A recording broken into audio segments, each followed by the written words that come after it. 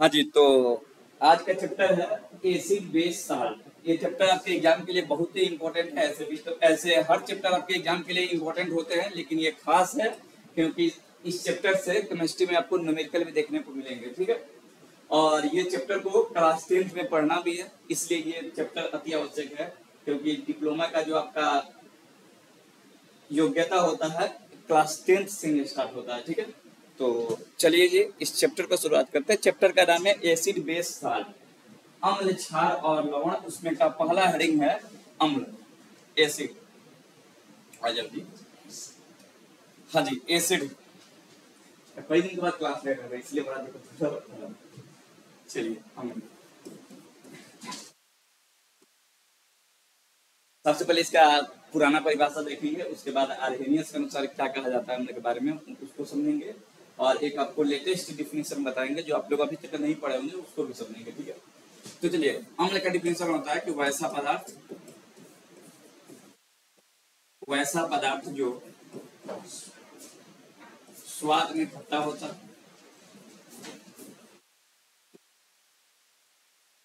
स्वाद में खट्टा होता है,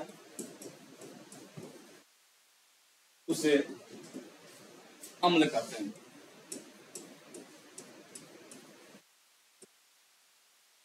ये परिभाषा जो है ओल्ड डिफिनेशन है। ठीक है, ये पहले के जमाने में पढ़ा जाता था कि वैसे पदार्थ जो स्वाद में खट्टे होते हैं उसे अम्ल कहते हैं, लेकिन कुछ ऐसे भी पदार्थ होते हैं जो खट्टे भी नहीं होते फिर भी वैसे ही होते हैं। ठीक है ना, इसलिए परिभाषा बदल गया। एक वैज्ञानिक थे आर्हेनियस,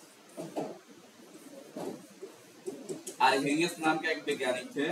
उन्होंने बताया कि वैसा पदार्थ, आर्हेनियस के अनुसार देख रहे हैं, ठीक है, वैसा पदार्थ जो जल में आयनीकृत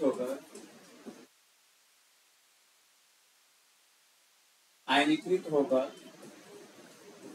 वैसा पदार्थ जो जल में आयनीकृत होकर H प्लस या H3O+, देखिए H प्लस को हाइड्रोजन आयन कहते हैं और H3O+ को हाइड्रोनियम आयन कहते हैं।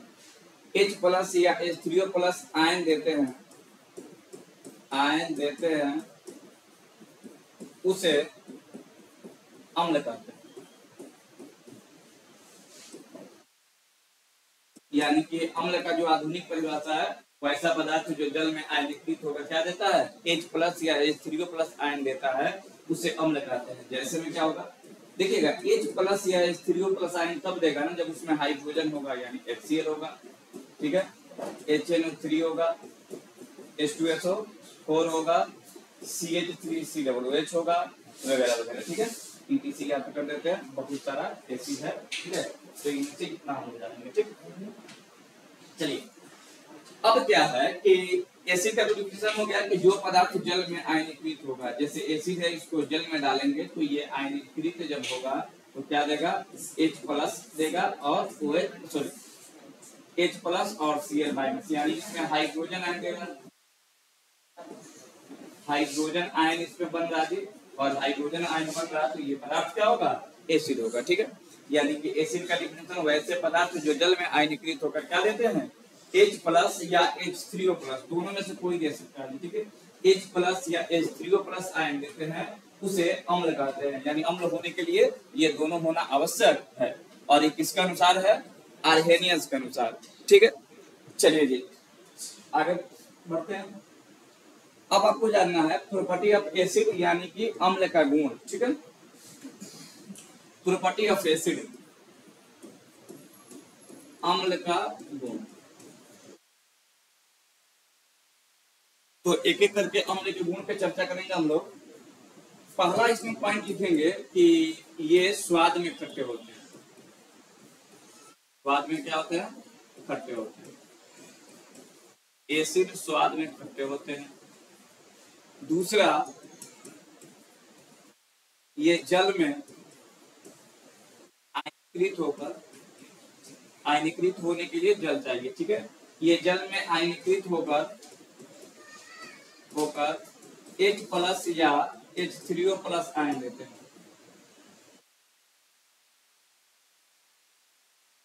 हैं। पॉइंट नंबर 3, इसका pH मान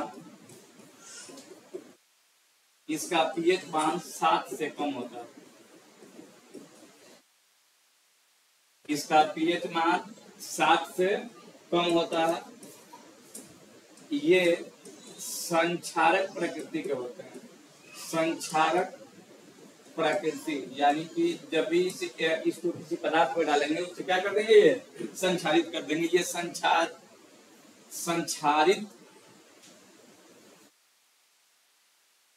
संक्षारित प्रकृति के होते हैं।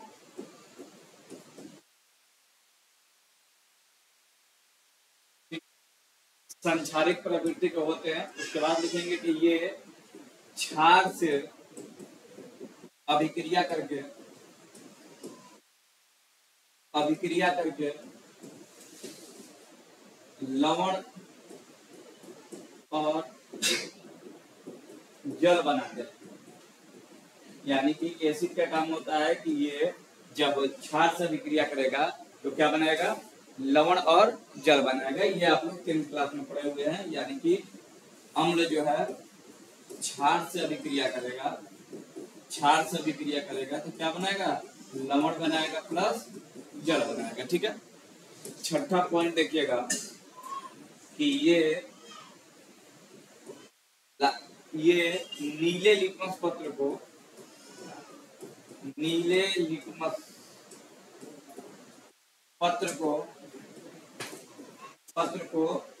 क्या कर देता है, नीले को लाल कर देता है, लाल रंग में परिवर्तित कर देता है,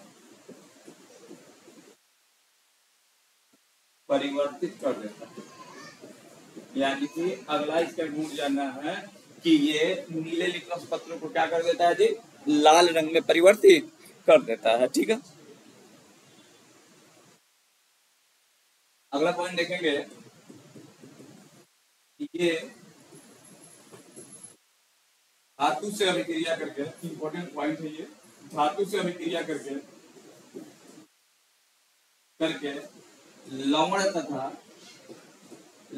तथा हाइड्रोजन गैस मुक्त करते हैं।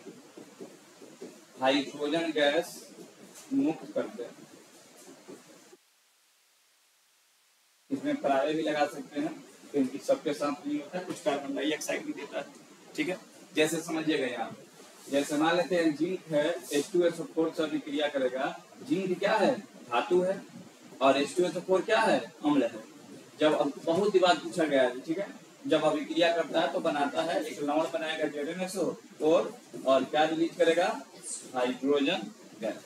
यानी कि धातु जब अम्ल से अभिक्रिया करती है तो सामान्यतः कौन सी गैस रिलीज करती है, हाइड्रोजन गैस रिलीज करती है। ये पूछा हुआ क्वेश्चन है जी। ठीक है, कई बार पूछा है। तो आगे बढ़ते हैं। बस इतना पॉइंट आपको जानना जरूरी है। इसके बाद कुछ मिसलेनियस बात देखेंगे। पहले इसका टाइप देख लेते हैं। अब देखेंगे इसी पॉइंट के बाद हम लोग देख लेते हैं टाइप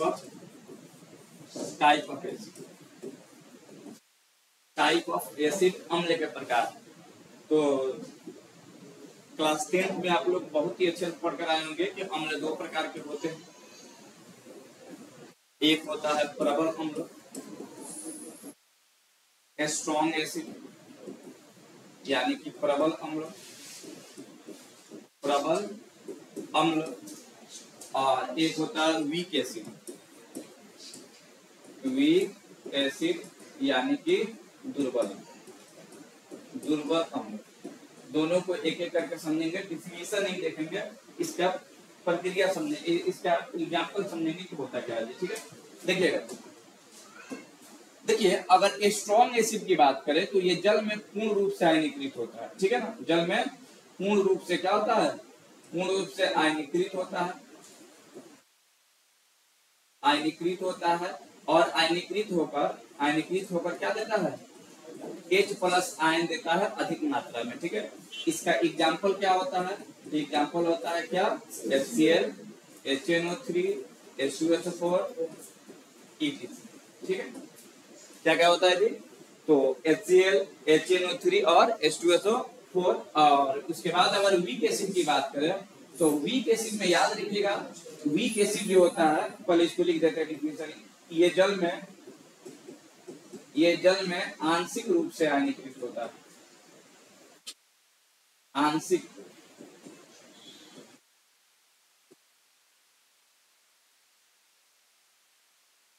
जल में आंशिक रूप से क्या होता है जी, आयनीकृत होता है, और जल में कम से कम मात्रा में क्या देता है, H+ आयन देता है। ठीक है, अगर इसके एग्जाम्पल की बात किया जाए तो इसके एग्जाम्पल में कार्बोनिक एसिड आता है। क्या आता है जी, कार्बोनिक अम्ल। कार्बोनिक अम्ल बोले तो जिस अम्ल में कार्बन हो, जिस अम्ल में कार्बन होता है उसे कार्बोनिक अम्ल कहते हैं। जैसे CH3COOH, HCOOH, ठीक है, देखो तो H2CO3, TTC, ये सब क्या है, वीक एसिड है। ठीक है, ये जितने भी आप देख रहे हैं सब वीक एसिड है। पहला जो है एस्टिक एसिड है, दूसरा फॉर्मिक एसिड है, तीसरा जो है कार्बोनिक एसिड है। यानी कि बस आपको ये समझना है कि कार्बोनिक एसिड वाले जो श्रेणी वाले अम्ल होंगे वो सब क्या होंगे, वीक होंगे। और कार्बोनिक अम्ल समझने के लिए बस आपको यही काफी है कि उसमें क्या हो, कार्बन हो। अगर कार्बन दिखाई देता है तो उसमें कौन सा एसिड है, कार्बोनिक एसिड है। अब यहाँ पे एक मिसलेनियस एसिड आप लोग देखेंगे, इसको इंपॉर्टेंट में आपको करना है और एग्जाम में कई बार आपके पॉलिटेक्निक एग्जाम में पूछा है। ठीक है, एक देखिए एक और भी अम्ल होता है जो सबसे प्रबल अम्ल होता है, जिसका नाम है अम्लराज। ठीक है, अम्लराज, इसको किंग ऑफ एसिड कहा जाता है। किंग ऑफ केमिकल नहीं कहा रहा है, याद रखिएगा, king of acid, king of acid. अगर एग्जाम में आपको आ जाए कि किंग ऑफ केमिकल किसे कहा जाता है, तो किंग ऑफ केमिकल किसे कहा जाता है, H2SO4 को। इसी को गंधक अम्ल या गंधक अम्ल या क्या कहते हैं, किंग ऑफ केमिकल या सल्फ्यूरिक एसिड के नाम से जानते हैं।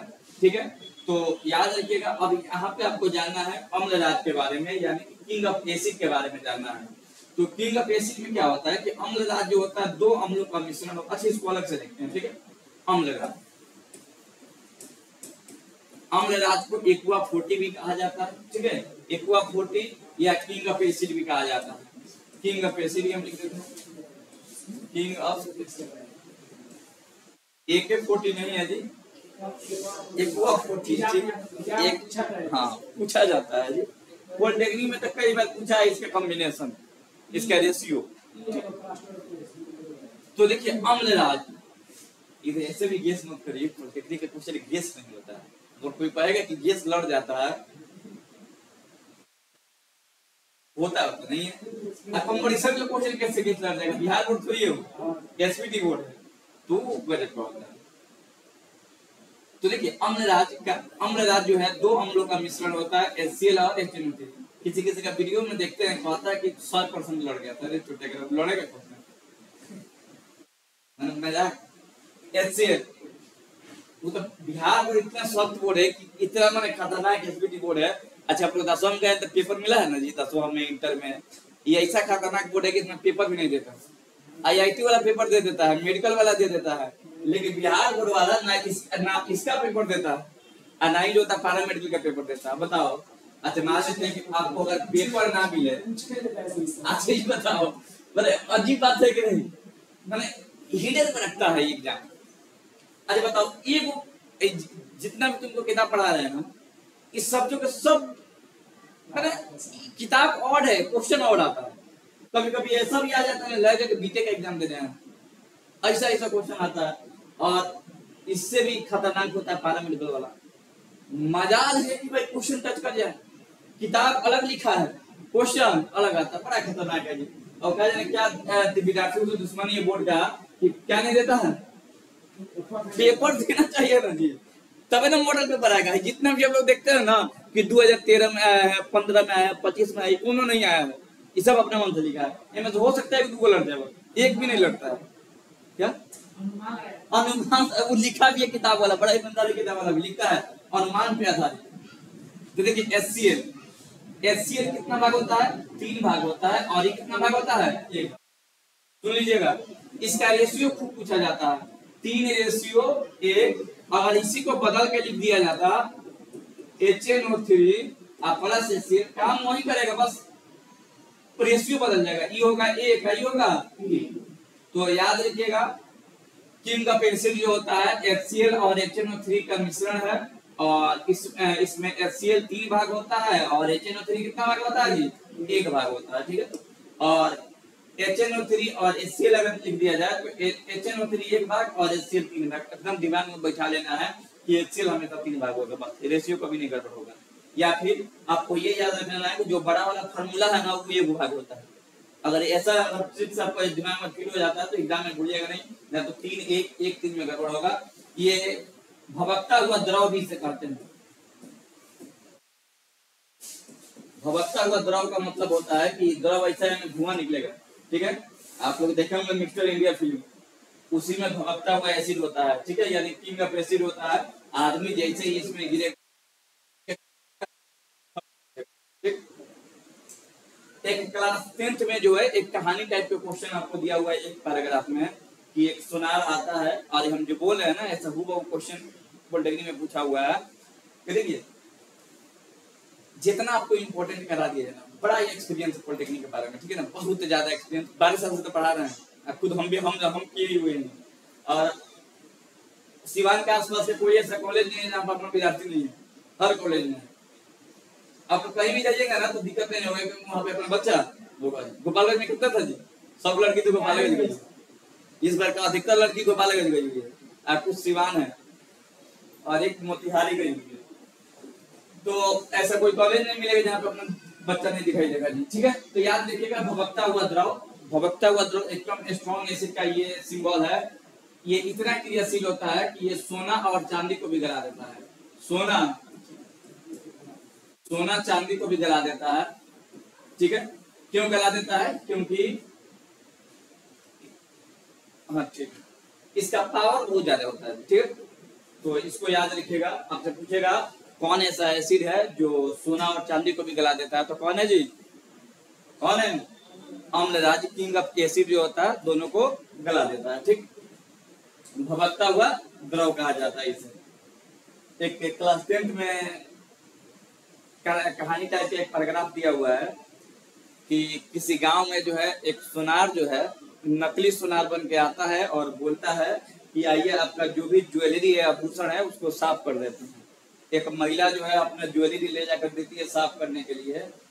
तो जैसे ही वह सुनार जो होता है ज्वेलरी को लेकर के एक डब्बे में डालता है जिसमें द्रव पहले से रहता है, तो ज्वेलरी को निकालने के बाद जो होता है सोना जो आभूषण होता है चमकने लगता है, ठीक है। महिला खुश हो जाती है जैसे ही उसको देता है कि भाई चलिए फ्री में साफ हो गया। लेकिन जब वो हाथ में लेती है तो देखती है कि इसका भार कम हो गया है। भार क्या हो गया है? कम हो गया है। फिर वह उदास हो जाती है, और इसी करके कहानी दिया हुआ है। तो ऐसा क्यों होता है कि सोना चांदी का जो पहले भार था उसे लिक्विड में डालने के बाद कम हो गया? पूछेगा बताओ लिक्विड कौन था? तो लिक्विड कौन था? किंग ऑफ एसिड था। जब इसमें सोना चांदी को डाला गया ना तो सोना चांदी को क्या किया? वो भुला लिया, ठीक है। प्लास्टिक प्लास्टिक लेस रिएक्टिव है। हाँ जी चलिए, तो ये हो गया जी टाइप ऑफ एसिड हम लोग देख लिए, स्ट्रॉन्ग एसिड भी देख लिए, ठीक। एक और चीज आपको देखना है, जैसे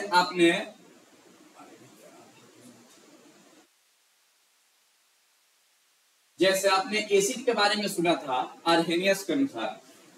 आर्हेनियस के अनुसार आपको बताया गया था कि एसिड वह पदार्थ होता है जो जल में घुलकर क्या देता है? H+ आयन देता है। यही बताया था ना जी कि एसिड वह पदार्थ होता है जो जल में घुलकर क्या देता है?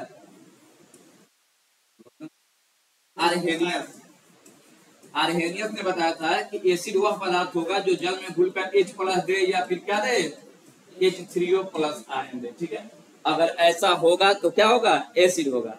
एक और वैज्ञानिक था जिसका नाम था लॉरी, ब्रांस्टेड लॉरी। नामों खतरनाक है। चलिए, नाम था ब्रांस्टेड लॉरी।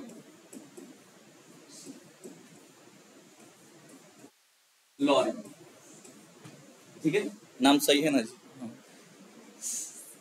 नाम है ना भाई, हम लोग का नाम बताओ कितना सिंपल रहता है। ये जरूरी इंग्लैंड का होगा जी, ब्रांस्टेड लॉरी। देखिएगा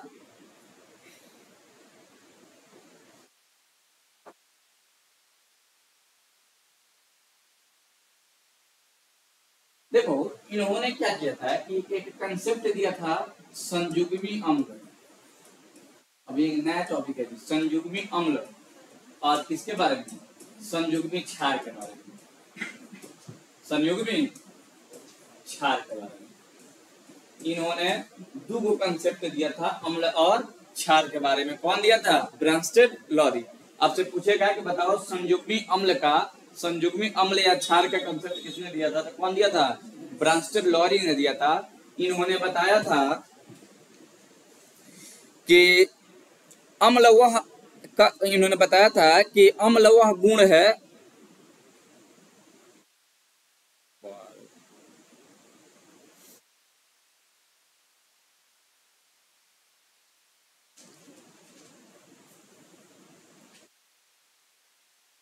देखिएगा पहले इसको समझते हैं। देखिए अम्ल है क्या है जी?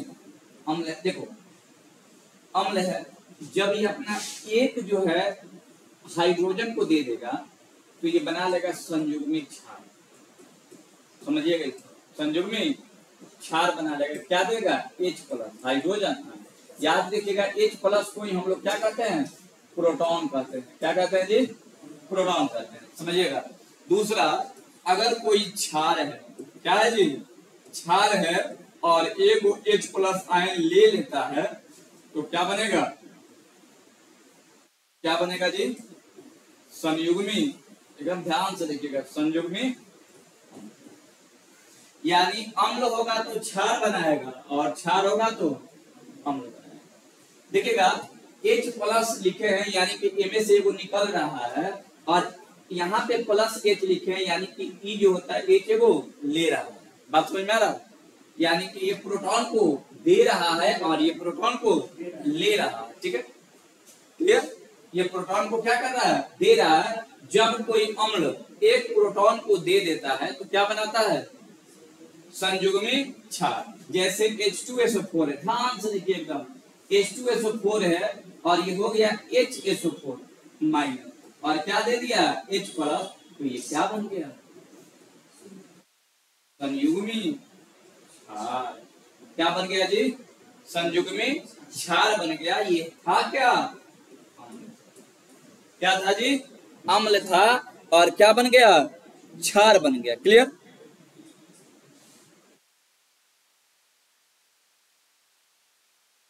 क्लियर? अब देखिएगा, अगर मान लेते हैं कि यही है H- है और एक वो आयन ले लिया तो क्या बना लिया?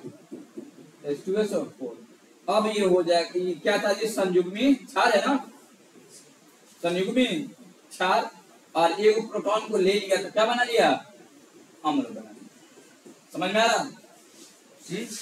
देखो अम्ल जब ये वो देगा तो क्या बनाएगा? संयुग्मी क्षार।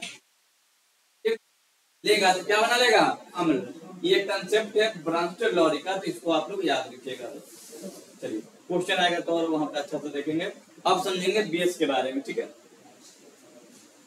देखिए बेस को भस्म कहा जाता है या आप इसे क्षार भी कह सकते हैं। कहिएगा मत, ये हम नहीं कह रहे हैं कि कहा ही जाएगा, कंडीशन होता है। ठीक है, चलिए परिभाषा जो ओल्ड डिफिनेशन है कहता है कि वैसा पदार्थ जो स्वाद में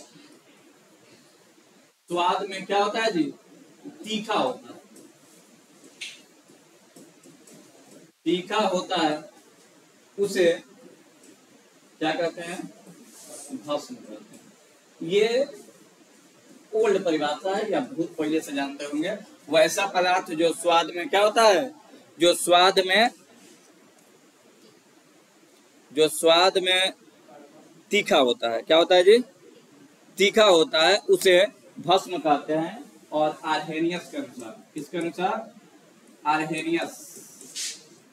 आर्हेनियस के अनुसार क्या बताता है आर्हेनियस ने? कि वैसा पदार्थ जो जल में आयनीकृत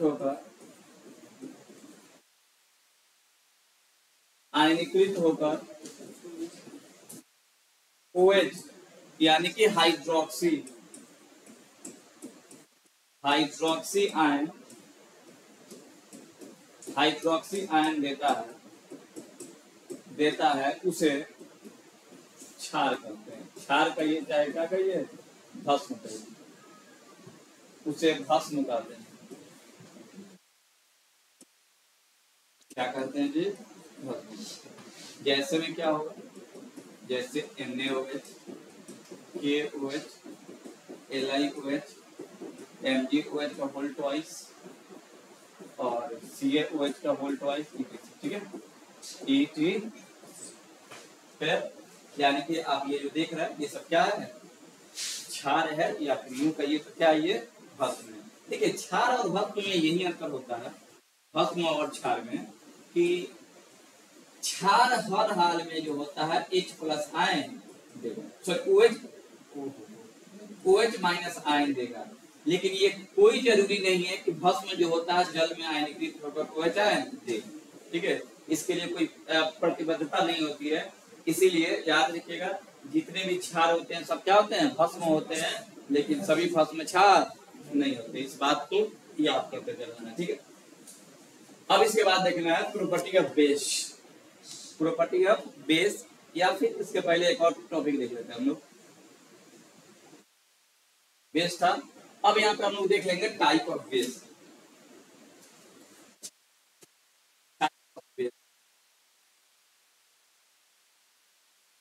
टाइप ऑफ बेस, तो बेस कितने प्रकार के, 2 प्रकार के। एक होगा स्ट्रॉन्ग बेस, ये सब आप लोग मैट्रिक में पढ़े होंगे, स्ट्रॉन्ग बेस, और दूसरा होगा वीक बेस।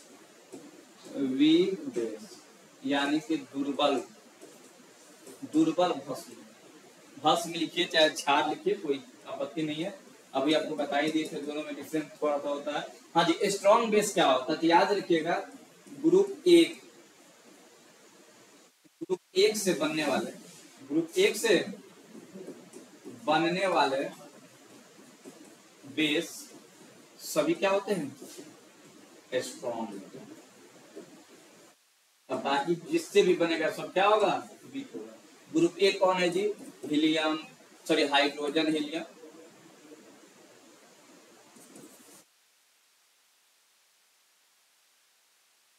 ये ग्रुप एक का तत्व है जो आप देख रहे हैं। तो हाइड्रोजन जो होता है क्षार का निर्माण नहीं करता, बाकी सब करता है, ठीक है।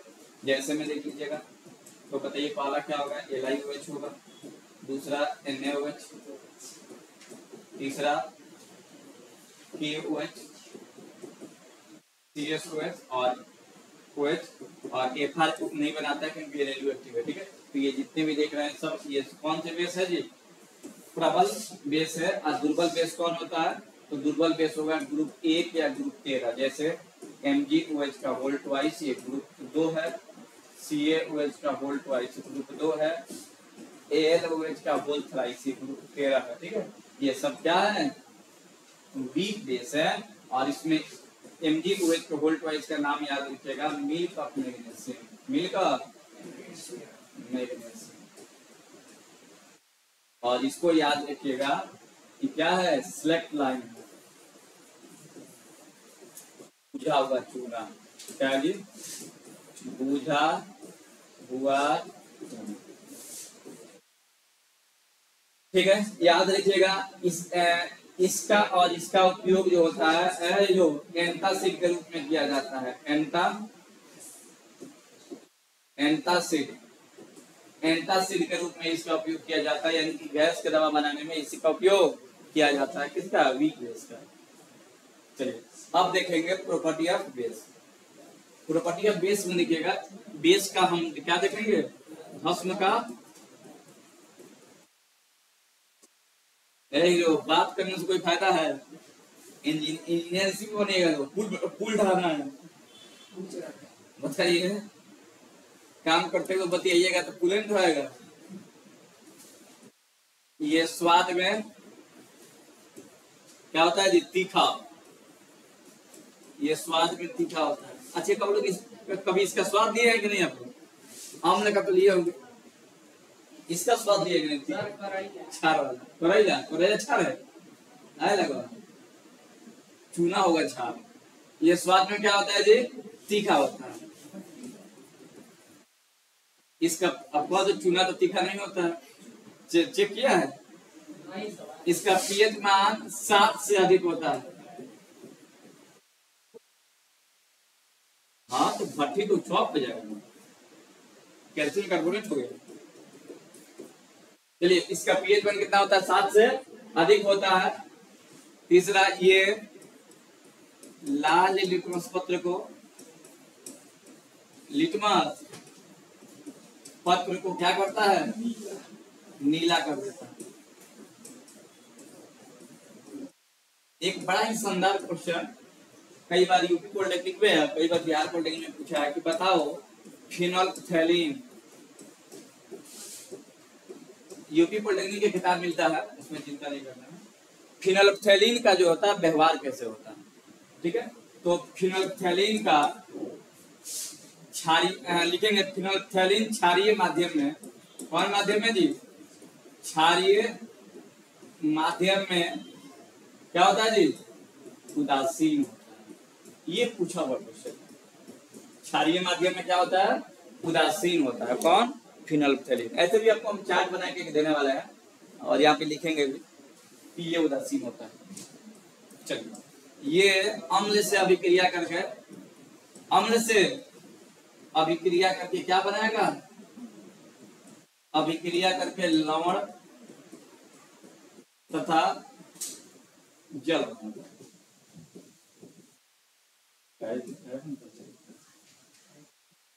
ये अम्ल से अभी, ठीक है कोई बात नहीं, ये अम्ल से अभिक्रिया करता है तो क्या बनाता है जी? लवण और जल। यानी कि क्षार की अगर बात करें तो क्षार जब अम्ल से अभिक्रिया करेगा तो क्या बनाएगा? साल्ट बनाएगा, यानी लवण बनाएगा। और क्या बनाएगा? Hindi English mix. अब बोलिए, अब क्या होता है? बोलो जी।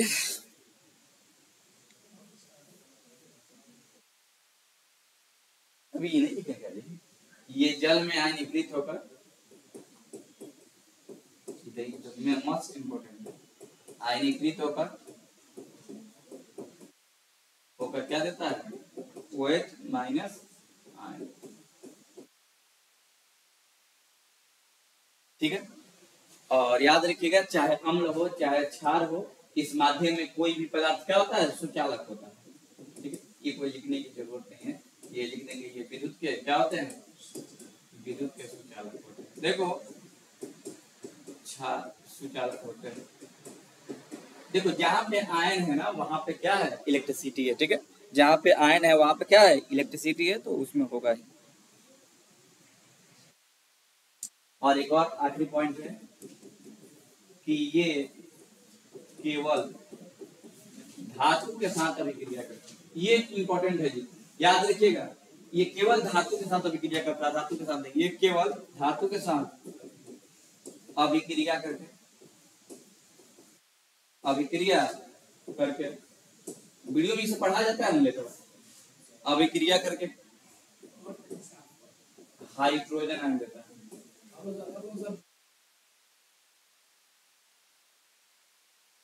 हाइड्रोजन आयन देता है। तो क्षार के लिए इतना इन्फॉर्मेशन बहुत है, और ये सब आप लोग बचपन में ही पढ़े हैं, बोले तो क्लास 10th में आप लोग पढ़े हैं। अभी भी 10th में है ना, रिजल्ट नहीं आया तब तक। चलिए 10th में ना जी, उम्मीद है निकल जाएगा बोर्ड। हाँ जी, तो अगला टॉपिक देखेंगे। हाँ निकल जाएगा बिल्कुल यार, ऐसा थोड़ी है। अब देखिए इंडिकेटर देखेंगे, सूचक, दिशा बताने का जो काम करे सूचक कहलाता है। तो ये में एक्चुअली दिशा नहीं आता है, मैं अम्ल क्षार बता रही हूँ। बाइक में होता है,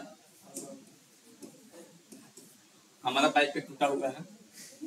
सूचक देखिएगा क्या करता है कि ये रंग कलर को चेंज करता है, और चेंज करके इंफॉर्मेशन देता है कि कोई पदार्थ अम्ल होगा कि क्षार होगा।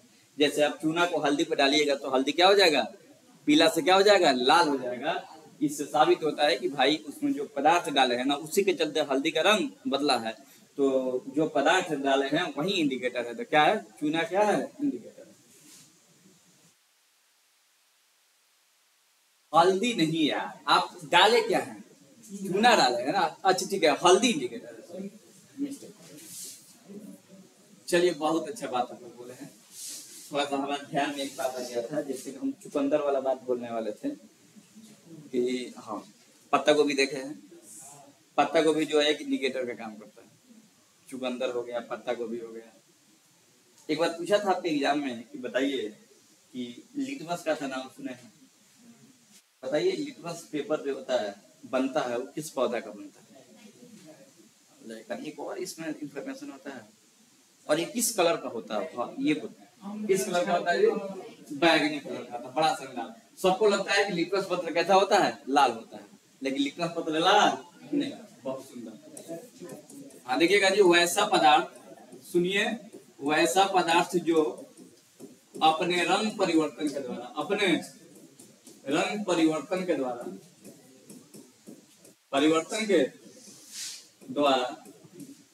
वैसा पदार्थ जो अपने रंग परिवर्तन के द्वारा अम्लीयता तथा क्षारीयता की जानकारी देता है। अम्लीयता तथा क्षारीयता की जानकारी देता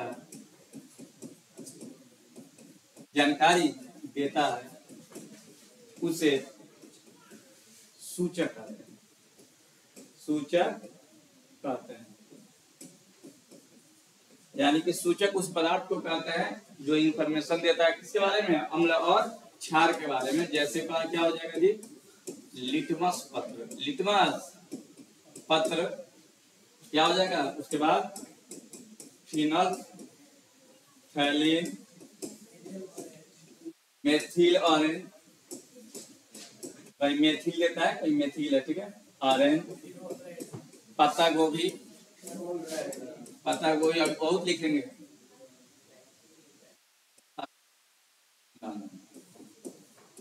ठीक है। इसमें ज्यादा नहीं बढ़ाना है क्योंकि यहाँ पे एक नोट हमको लिखवाना है जो आप लोग याद रखिएगा।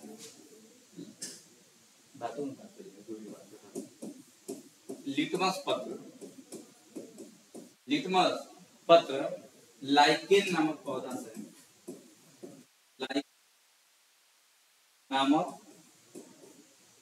पौधा से, पौधा से प्राप्त किया जाता है,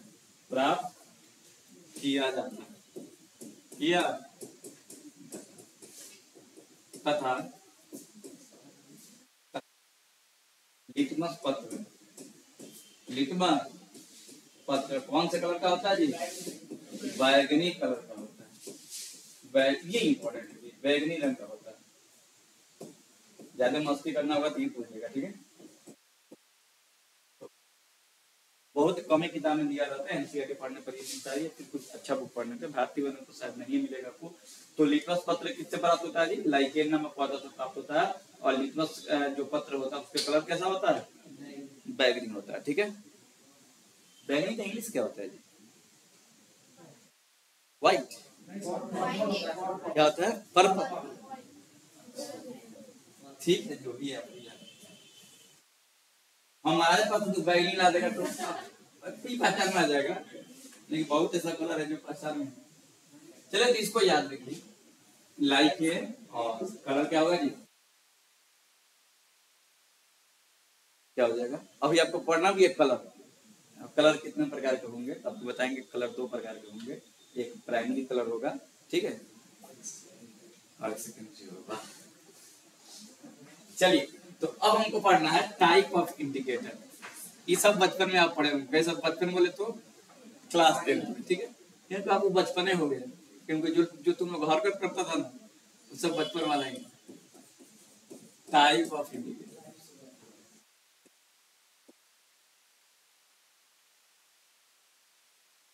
देखिएगा, लिटमस पत्र दो प्रकार का होता है।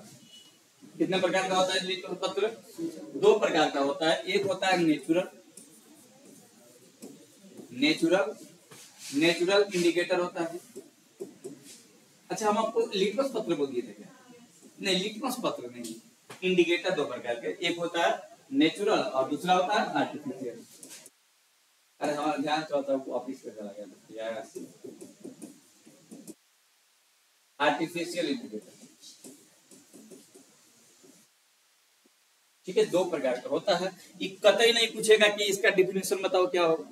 और ऐसे भी जब भी आपके जीवन में जब भी दोनों पदार्थ है, कि आर्टिफिशियल है नेचुरल, तो समझ जाएगा कि वो पेड़ पौधा से प्राप्त होगा। अरे भैया मिलाने वाला भी नहीं। हाँ जी, तो इंडिकेटर का दो प्रकार था। कितने प्रकार था जी? दो। एक है नेचुरल इंडिकेटर और एक होता है आर्टिफिशियल।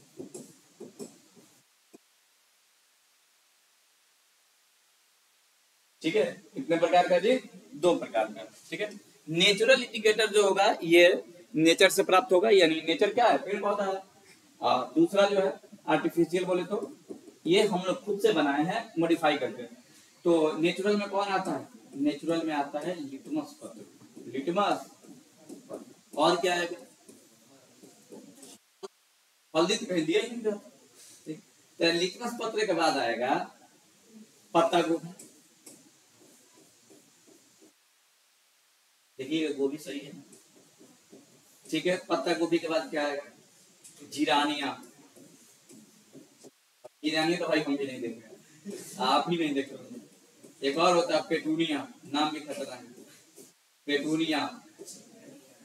और भी होगा, इसी मार होते हैं क्योंकि कतई 3-4 आपको याद होना चाहिए। चारों ऑप्शन में देगा, ऐसा थोड़ी इससे बात करा जाए। हाँ जी, आर्टिफिशियल कौन होता है? तो आर्टिफिशियल होता है मेथिल ऑरेंज, मेथिल ऑरेंज। और क्या होता है? फिनोल्फ्थैलीन।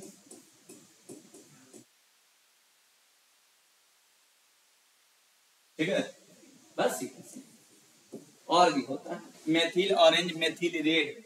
एक मेथिल रेड होता है, रेड। तो इतना बस याद रखिएगा, तो आपके एग्जाम के लिए और सेहत के लिए दोनों अच्छा रहेगा। बस ये दो ही याद रखना है।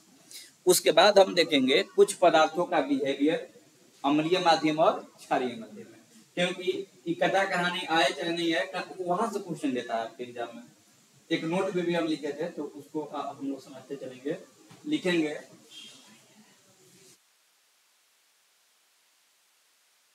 अम्लीय तथा क्षारीय माध्यम में, क्षारीय माध्यम में कुछ सूचक का व्यवहार रहेगा कि बदलेगा।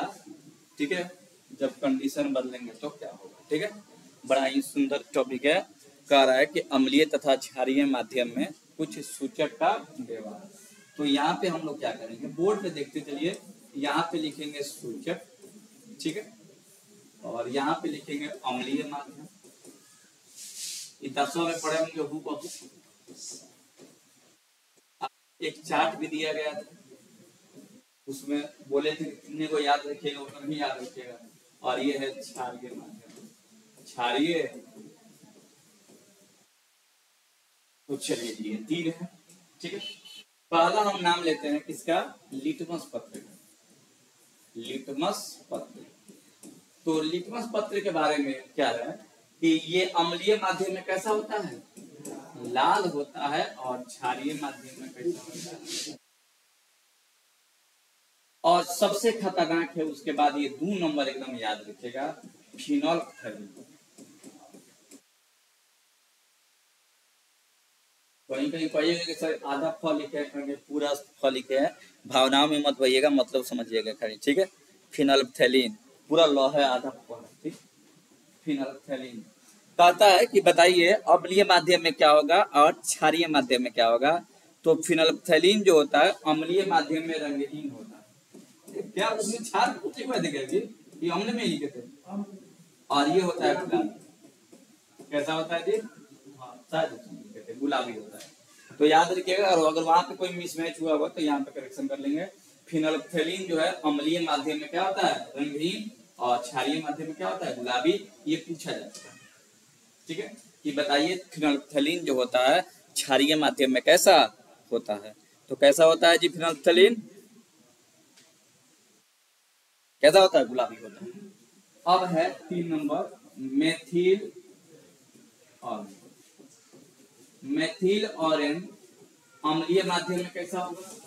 लाल। और क्षारीय माध्यम में कैसा होगा? बस इतना याद रखिएगा, नहीं पार हो जाएगा, इससे बाहर से नहीं देगा, एकदम ओवर कॉन्फिडेंस है, क्योंकि अभी तक इससे बाहर से नहीं पूछा है। ठीक, इंपॉर्टेंट ये दो है।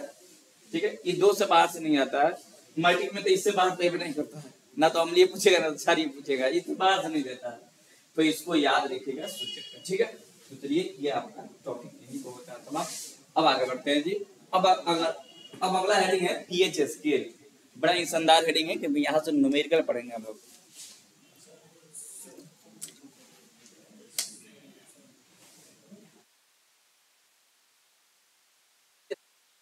और यहाँ पे कुछ पदार्थों का पीएच स्केल भी, हम पीएच वैल्यू भी जानेंगे, तो इंपॉर्टेंट है। देखिएगा, पीएच स्केल एक स्केल, ठीक है, पैमाना है। क्या जी? पैमाना। अगर आपको थोड़ा सा भी याद होगा तो बचपन में आप लोग पढ़े थे कि इस स्केल को कब दिया गया था जी? 1909 में। और देने वाला वैज्ञानिक वहां का था, तो जर्मनी का रहने वाला था। जर्मनी था जी, जर्मनी का था। और कौन था? SPL Sorensen. एसपीएल सोरेनसन, ठीक है, सोरेनसन जो भी है, मतलब बस निकलना चाहिए, एसपीएल सोरेनसन। अरे भैया यही होता है, एस ओ एन दिया है बाबू।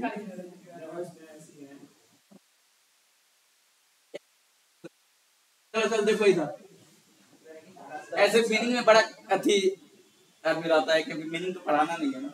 चलिए, तो ये स्केल कब दिया? देखिए, पीएच स्केल क्या है? स्केल है। कब दिया गया था? 1909 में। कहाँ का रहने वाला था? ये तीन में से कुछ नहीं पूछेगा। हाँ, ये पूछ सकता है कि कौन दिया था। जब खूब खराब क्वेश्चन पूछेगा ना, पूछेगा किसके द्वारा दिया गया था। किसके द्वारा दिया गया था? एसपीएल सोरेनसन के द्वारा दिया गया था। इसका मीनिंग क्या है, क्यों दिया गया था? तो क्या जानने के लिए? Power of concentration of hydrogen.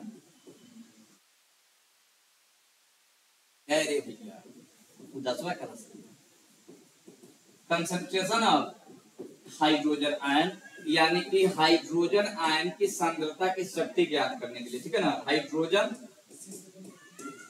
Hydrogen ion के सांद्रता किस प्रकार का है, सांद्रता के शक्ति जानने के लिए ये पीएच स्केल दिया गया था। तो याद रखिएगा, पीएच स्केल में एक क्या था, तो डिजिट इसमें लिखा गया था, 0 से लेकर कहां तक? 14 तक। और कहां तक? इधर -14 तक। किसी किसी किताब में क्या करता है कि लिख देता है 0 से लेकर, लेकिन ऐसा नहीं होता, निगेटिव में भी होता है। निगेटिव होगा तभी तो स्ट्रॉन्ग एसिड बताएगा, स्ट्रॉन्ग एसिड, स्ट्रॉन्ग बेस। ठीक है, ये किसके अंदर बताएगा? ठीक है, तो यहाँ पे 1, 2 ये सब माइनस में होगा, इसको हटा देते हैं जी, ये नहीं होगा। तो इस स्केल में कहां से कहां तक डिजिट था जी? -14 से लेकर +14 तक। और बताया गया था कि अगर पीएच वैल्यू अगर 5 से क्या हो जाए, कम हो जाए, तो क्या होगा? बताया गया था कि पीएच वैल्यू 7 से अधिक हो जाए तो क्या होगा, यानी स्टैंडर्ड वैल्यू क्या माना गया था? 7 माना गया था। ठीक है, और तीसरा कि पीएच वैल्यू अगर बताइए 7 हो जाए तो क्या होगा? अच्छा, पीएच वैल्यू 0 होगा तो क्या होगा? क्या होगा? तो देखिएगा, यहाँ पे याद रखिएगा कि ये अम्ल का सिंबल है। अगर पीएच मान 7 से कम होगा तो अम्लीय होगा, क्षारीय होगा, और 7 होगा तो क्या होगा जी? उदासीन होगा। ठीक है, और 0 होगा तो याद रखिएगा ये प्रबल के श्रेणी में जाएगा, ये प्रबल अम्ल हो जाएगा। माइनस में होगा तो और प्रबल हो जाएगा। ठीक है, यानी आपसे पूछेगा डिफिनीशन से कोई मतलब नहीं, जो आप एक पेज का डिफिनीशन पढ़ते थे क्लास में, उसका यहाँ पे कोई आवश्यकता नहीं है। याद रखिएगा, पीएच स्केल को कौन दिया था? एसपीएल सोरेनसन ने दिया था। इससे क्या जानते हैं? Power of concentration of hydrogen ion, यानी हाइड्रोजन आयन की सांद्रता के क्या जानते हैं? शक्ति जानते हैं। ठीक है, और किस प्रकार से जानते हैं, तो आइए अब देखेंगे उसको। तो याद रखिएगा, पीएच निकालने का वैल्यू दिया गया था, पीएच बराबर होता है -log H+ आयन। ठीक है, ये ब्रैकेट में होगा, ठीक, स्क्वायर ब्रैकेट। अगर ऐसे नहीं लिखना है, माइनस को सेटल करना है, तो लिखेंगे log 1/H+ आयन। अच्छे, एक बात आप लोग समझिएगा, जब भी हम किसी पदार्थ को टेस्ट करते हैं, जैसे मान लेते हैं कि तुम जो है ना दूध को टेस्ट कर रहे हो, ठीक है। तो ये अम्लीय लगता है। कैसा लगता है जी? याद रखिएगा, दूध अम्लीय होता है। क्लियर है ना? तो दूध अम्लीय होता है, लेकिन इसमें अम्लीय गुण देखिए, अम्लीय का मतलब ये नहीं है कि सिर्फ इसमें, इसका मतलब ये भी है कि इसमें क्षार भी है, लेकिन किसका प्रभाव ज्यादा है? अम्ल का प्रभाव ज्यादा है, इसलिए दूध क्या है? अम्लीय। क्लियर? माने एक पदार्थ में ना दोनों गुण होता है, अम्लीय का भी और क्षारीय का भी। अगर दोनों आयन इक्वल होगा तो उदासीन हो जाएगा। अगर अम्ल की मात्रा ज्यादा होगी तो क्या हो जाएगा? एसिडिक हो जाएगा। और क्षार की मात्रा ज्यादा होगी तो माने जिसका कंसंट्रेशन अधिक होगा वही हो जाएगा जी। ठीक है, यानी याद रखिएगा, ये कंसंट्रेशन दोनों का वैल्यू जो होता है H प्लस और OH का जो वैल्यू होता है वो होता है 10 के पावर माइनस। याद रखिए, इसी से मीटर बनने वाला है। अगर आपको H प्लस निकालना होगा तो क्या होगा? 10 के पावर माइनस 14। आपसे कह देगा क्वेश्चन में कि बताओ किस विलयन में हाइड्रो OH आयन की सांद्रता दिया है तब pH निकालो। तो तुम्हारे पास H नहीं रहेगा तो pH कैसे निकालोगे? तो पहले तुम H निकालोगे। किससे H निकालोगे? 10 के पावर माइनस 14 बट्टा OH माइनस। ठीक है, तो फॉर्मूला नंबर 3 का ये एक क्लियर। और हम B निकालेंगे तो क्या होगा? OH माइनस OH माइनस बराबर क्या होगा? 10 के पावर माइनस 14 और ये H बड़ी बड़ी दिक्कत। ये है आपका फॉर्मूला जी। ठीक, एक और देख लो, pH ठीक है प्लस POH का वैल्यू जो होता है कितना होता है? 14। ये भी याद रखिएगा। क्लियर? अच्छा बताओ, आप pH बराबर निकाले तो क्या आया? माइनस लॉग H प्लस आया। तो अगर तुमको निकालना होगा कि H प्लस निकालो तो क्या होगा? जब लॉग इधर आएगा तो क्या होगा? बताओ तो यहाँ पे बेस में पावर कितना होता है? 10 होता है। तो क्या होता है? 10 के पावर माइनस pH हो जाएगा। क्लियर? ये एकदम खतरनाक फॉर्मूला है। H प्लस बराबर क्या होगा? 10 के पावर माइनस OH हो जाएगा। ठीक है, अब एक क्वेश्चन देखो, किसी विलयन में OH आयन की सांद्रता, OH आयन की, अच्छा OH नहीं देते हैं, H प्लस देते हैं। H प्लस आयन की सांद्रता 10 के पावर माइनस 4 हो तो उसका pH मान तथा प्रकृति बताओ। क्या बताओ जी? प्रकृति बतावे। देखो जी, ये क्वेश्चन बनाने से पहले यहाँ पे जान आप लोग यहाँ पे देख लीजिएगा, log 1 का मान होता है 0, log 10 का मान होता है कितना? 1, log 100 का मान होता है कितना? 2, ठीक है, log 1000 का मान कितना होता है? 3, ठीक है, log 2 का मान कितना होता है? 0.30, 10, बस इतना ही। ठीक, देखिएगा कैसे बनेगा। 10th वाले लोग को भी बहुत अच्छे से हम लोग ने मेडिकल देखे थे। तो देखो जी, गिवन डेट में क्या दिया है बताइए? H प्लस कितना दिया है बाबू? 10 के पावर माइनस 4। आपको pH निकालना है और नेचर बताना है, यही ना है जी। तो आप करोगे क्या? pH बराबर क्या होता है? माइनस लॉग 10 माइनस लॉग और क्या होता है? देखो तो माइनस लॉग H प्लस, तो H प्लस कितना है? 10 के पावर माइनस 4। एक फॉर्मूला और याद रखिएगा, लॉग A के पावर B, तो B यहाँ कूद जाएगा जी। ठीक है, और क्या हो जाएगा? B log A। आपको लॉग की जानकारी भी होना चाहिए, ऐसे भी क्लास 10th में आवश्यकता नहीं है, लेकिन इसके लिए आवश्यकता है। ठीक है, माइनस, अब देखो तो ये पावर कूदेगा ना, तो क्या होगा? माइनस 4 और ये लॉग 10, तो pH का pH माइनस माइनस प्लस हो जाएगा। अब लॉग 10 का मान कितना होता है? 1, तो pH बराबर कितना हो जाएगा जी? 4। अब बताइए, तो 4 आता है तो नेचर क्या होता है? नेचर क्या होगा? एसिडिक। बोलो, समझ में आ रहा है? ऐसा आएगा क्वेश्चन तो बन जाएगा आपसे, बोलिए हाँ या ना। चलिए बन जाएगा, तो आगे बढ़ते हैं। अब है साल, आखिरी हेडिंग की ओर बढ़ते हैं जी। साल, साल क्या होता है? तो बड़ा ही एक रोचक डिफिनेशन है इसका। पहले तो हम लोग इसका पुराना डिफिनेशन देखते हैं कि वैसा पदार्थ जो स्वाद में क्या होता है? स्वाद में कड़वा,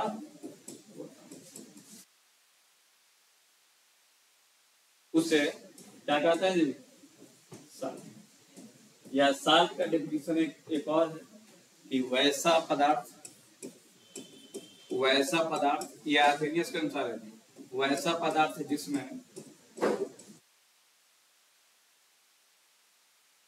इसमें धनायन होता है, धनायन होता है H+ को छोड़कर, तथा ऋणायन होता है, ऋणायन होता है OH आयन को छोड़कर, उसे क्या कहते हैं, उसे साल्ट। जैसे में देखो, जैसे में NaCl, KCl, ठीक है, A2SO4, ये सब क्या है, साल्ट। ये सब क्या है जी, साल्ट है। देख लो इसमें धनायन भी है, ऋणायन भी है। देख लो कैसे धनायन ऋणायन, जैसे NaCl को तोड़ेंगे हम लोग, तो ध्यान दीजिएगा यहाँ पे Na+ आएगा और Cl- आएगा। तो देखो धनायन है लेकिन H+ आयन नहीं है, ऋणायन है लेकिन OH है। बात हो रही है, बात हो रही है साल्ट की, ठीक है। तो ये रहा साल्ट। इसके बाद क्या है, साल्ट के कुछ टाइप देखना है, और ये आपका आखिरी हेडिंग है जी। देखिए पहला हेडिंग है, पहले classification of salt, classification of salt. तो यहाँ पे साल्ट के 4 प्रकार दिए हुए हैं। एक है सिंपल साल्ट, यानी कि साधारण नमक, साधारण नमक। साधारण नमक में क्या आ जाएगा, NaCl आ जाएगा, ठीक है, KCl आ जाएगा, MgCl2 आ जाएगा, ये साधारण लवण है। एसिडिक साल्ट को हम लोग क्या कहते हैं, अम्लीय लवण। अम्लीय लवण यानी ये लवण तो होगा लेकिन कहीं ना कहीं जो होता है इसमें अम्लीयता का जो होता है अति दिखाई देगा। जैसे इसमें इसका एग्जाम्पल होगा NaHSO4, ठीक है। अब है मिक्स लवण यानी मिश्रित लवण। ये क्वेश्चन एग्जाम में आपसे पूछ सकता है, मिश्रित लवण पे इंपॉर्टेंट इसको करेंगे। मिश्रित लवण में याद रखिएगा विरंजक चूर्ण, विरंजक विरंजक विरंजक चूर्ण का फॉर्मूला होगा CaOCl, इसको गुणा कर दीजिएगा था CaOCl, ठीक। अब ये डबल सॉल्ट सबसे खतरनाक है, इसमें डबल सॉल्ट है, द्वित लवण। ये दो लवण के ना इक्विमोलर प्रोपोर्शन से बना होता है, इक्विमोलर प्रोपोर्शन से बना होता है। कौन? तो डबल सॉल्ट। तो डबल सॉल्ट के बारे में हम लोग अलग से भी देखेंगे। एक मिनट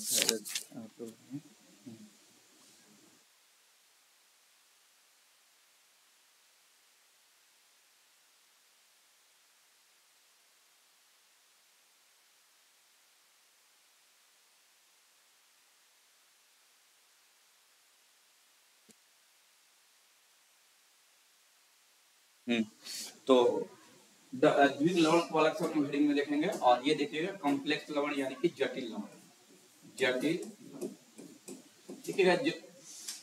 जटिल लवण क्या है? तो जटिल लवण उस लवण को कहा जाता है जिसको स्क्वायर ब्रैकेट में लिखा जाता है, जैसे NiCO4 और ठीक है। दूसरा देखिए K4FeCl, ये सब जितने भी स्क्वायर ब्रैकेट में लिखे होंगे इसको कौन सा लवण कहेंगे जी? कौन सा लवण कहेंगे? तो इसको कहेंगे हम लोग कॉम्प्लेक्स साल्ट, ठीक है। तो अब हम लोग एक अलग से लवण देखने वाले हैं, ठीक है। तो चलिए ये हो गया। अब अलग से आपको पढ़ना है डबल साल्ट। ये इंपॉर्टेंट है आपके एग्जाम के लिए, डबल साल्ट, ठीक है। डबल साल्ट साल्ट का एक प्रकार है। इसमें आपको 3 एग्जाम्पल आपको जानना है जो बेहद आपके लिए जरूरी है। पहला होता है फिटकरी। पहला क्या होता है जी? फिटकरी होता है। फिटकरी का फॉर्मूला आपको याद रखिएगा, K2SO4 इंटू Al2SO4 के 28 इंटू 24H2। एकदम आपके लिए मस्ट है, एक बार फिर से पढ़ के सुना देते हैं। K2SO4 इंटू Al2SO4 के 28 इंटू 24H2, ठीक है। तो ये है दूसरा एक होता है मोहर लवण। क्या होता है जी? मोहर लवण होता है या मोर लवण इसको कहते हैं। 2 नंबर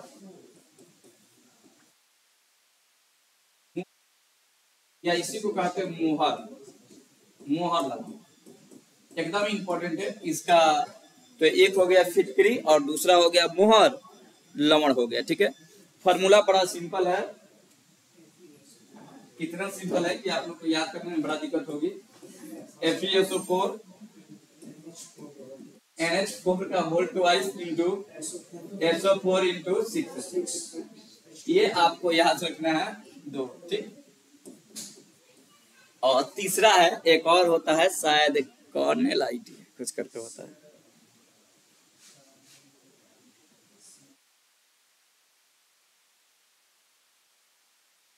KCl इंटू MgCl6 ऐसे करके होता है, ठीक है। हाँ जी, एक होता है KCl into MgCl2 into 6H2, इसको कहते हैं, क्या कहते हैं जी? कार्नेलाइट कहते हैं। क्या कहते हैं? कार्नेलाइट।